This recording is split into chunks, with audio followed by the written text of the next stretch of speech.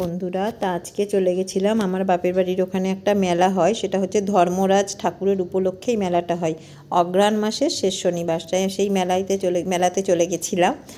গিয়ে ওই মেলাটা কিন্তু অনেক বড় মেলা হয়।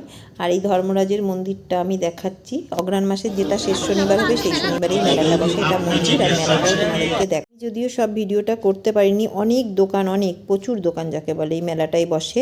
আর দেখার মতো মেলা, যদি তোমরা কেউ পারো একবার গিয়ে দেখতে পারো, খুব ভালো লাগবে। আর আমাদের ওখানে সবার বাড়িতে এই সময় প্রচুর লোক আসে এই মেলার সময়। আর একটা কথা তোমাদের না বললেই নয়, আমাদের এখানে কিন্তু মেলাতে মিষ্টি খুব বিখ্যাত।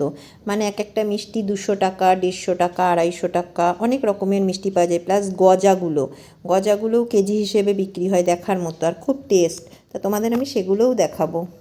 আমার অনেক দিনের ইচ্ছা ছিল এই পিঠেটা ট্রাই করব, তা খেলাম, ভালোই লাগলো, খারাপ লাগলো না। সেটা কোথায় পাওয়া যায়?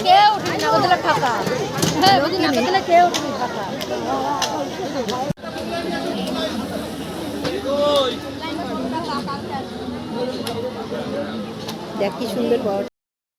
সব কিছু খাওয়ার পরে একটু ফুচকা খেয়ে নিলাম আমরা। চপ বানাওনি আজকে?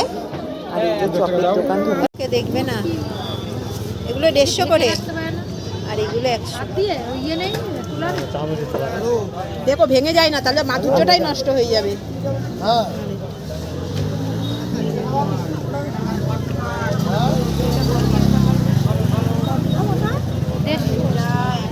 যেই গজার কথা বলছিলাম, ওই গজাগুলো এগুলো কেজি হিসেবে বিক্রি হয়, খেতেও খুব ভালো লাগে। তা তোমাদের কেমন লাগলো আমার ভিডিওটা অবশ্যই কমেন্ট বক্সে কমেন্ট করে জানাবে। যদি কেউ যেতে চায় অবশ্যই আমার সাথে